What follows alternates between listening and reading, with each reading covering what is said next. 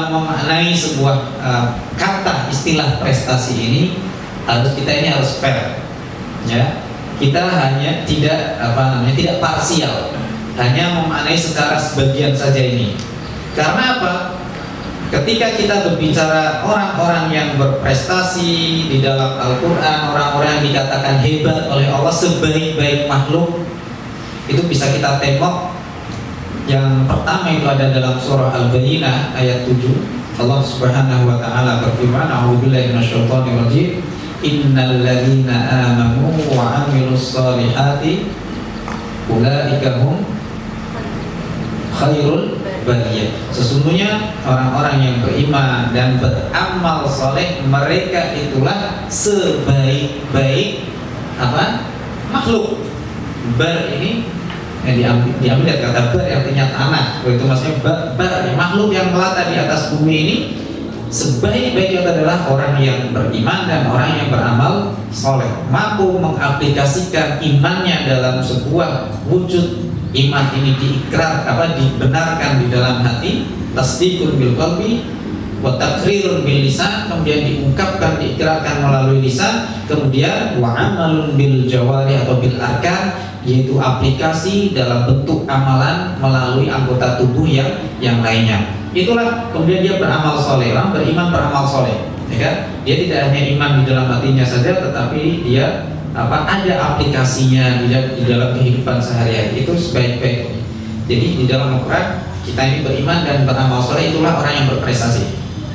Kemudian yang lainnya di dalam surah Shad ayat 30 Allah Subhanahu wa taala berfirman, "A'udzubillahi minasyaitonir rajim wa wahabna li Daud Sulaiman ni'mal 'abdu innahu awwab."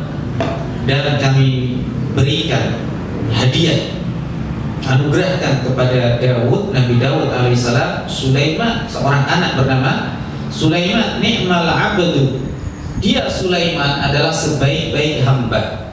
Innahu awwab, sesungguhnya dia adalah orang yang banyak taatnya. Apa itu awwab? Awwab itu ay katsirut ta'ah wal ibadah.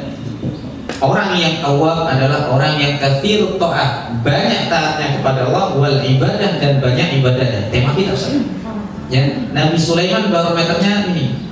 Dia orang yang beriman, orang yang beramal soleh, seorang nabi, juga orang yang kaya raya. Ya kan? Nabi yang paling kaya siapa? Nabi Sulaiman. Orang paling kaya pun sampai saat ini Nabi Sulaiman, kan? Orang terkaya di dunia. Beliau ini kalau berjalan ini nggak nyentuh tanah, pindah ke sana kemari kayak ya kan, naik angin beliau ini, ya kan, minta apapun ini, istananya luar biasa. Rabbi habli mulkan la yanbaghi li ahadin min ba'di, ya Allah berikan kepadaku istana, kerajaan yang tidak ada lagi orang yang bisa memilikinya setelahku. Insyaallah ini orang yang kaya raya, tetapi dia ini orang yang beriman, yang beramal soleh, dan jangan lupa dia seorang nabi. Dikatakan oleh Allah sebaik-baik hamba ini Sulaiman.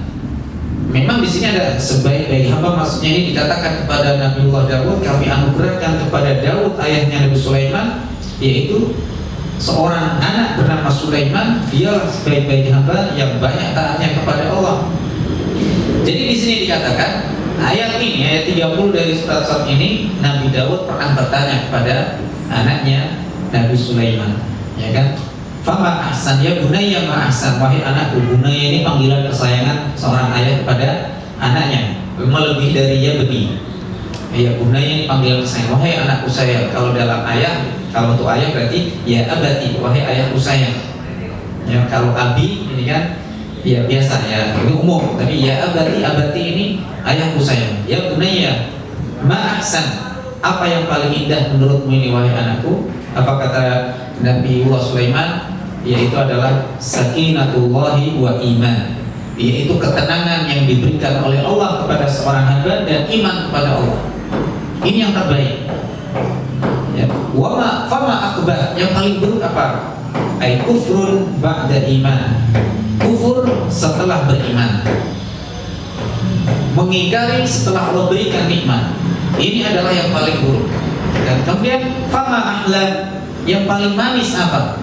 ay rauhullahi baina ibadihi, yaitu ketika Allah melimpahkan rahmatnya kepada hamba-hambanya. Ini yang paling manis. Fama abrat, yang paling segar, yang paling sejuk itu apa?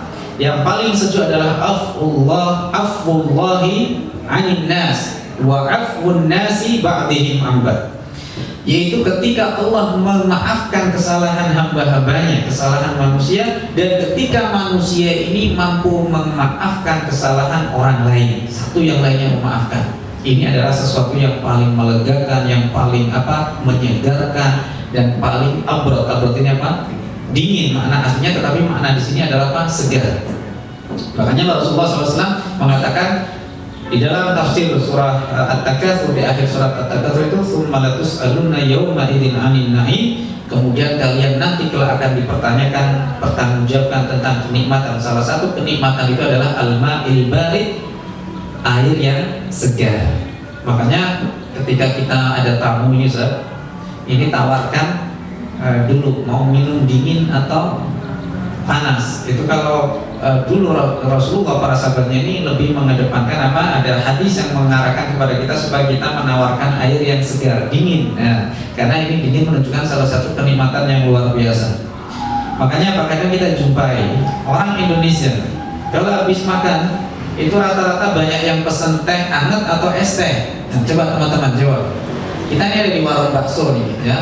Kita apapun kemana di warung apa itu orang Indonesia pasti pesennya apa? Es teh. Pasti banyakkan esnya daripada yang hangat nih. Jujur nih, meskipun malam-malam makanya. Ini survei membuktikan. Jadi orang pasti kebanyakan minumnya es. Kecenderungan untuk minum es nih lebih besar. Bahkan ada orang yang bangun tidur minum es juga ada itu. Ya. Ada yang minum es, ini ada orang sukanya minum es ini kan. Ada, tetapi ya ada aturannya sebenarnya.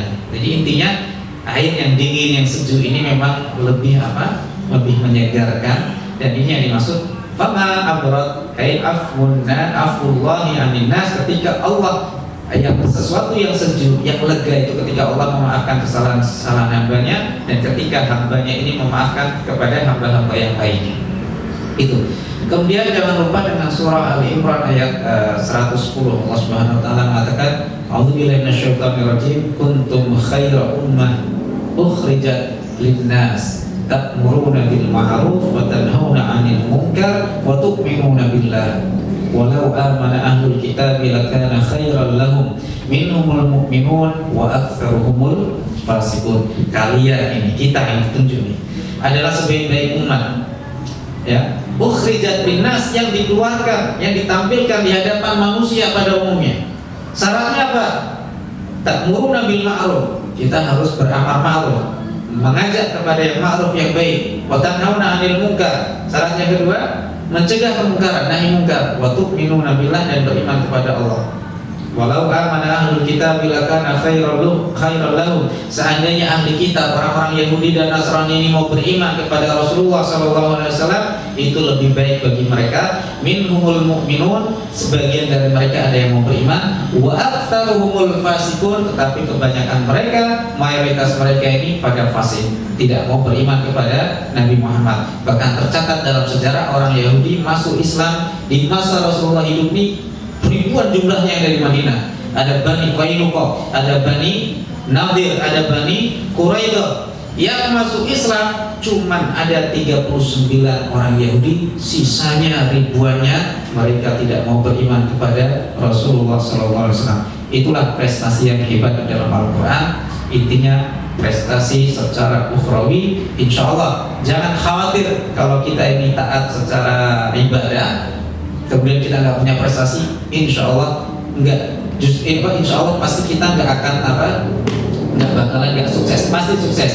Karena ada orang yang berpikir, ngapain pakai jurusan, mungkin jurusan ngapain kuliah agama sampai ke luar negeri, ngapain mondok, nanti takutnya susah dapat kerja. Kata siapa? Buktinya orang-orang dari pesantren ini malah justru jadi orang-orang yang sukses, berkah doa dari guru-gurunya, ya kan? Di pesantren orang sholatnya diatur sedemikian rupa, ya kan, bisa berjamaah. Insya Allah kalau akhirat kita kejar, dunia pasti akan kita dapat. Tapi kalau dunia saja yang dikejar, akhirat pasti lewat.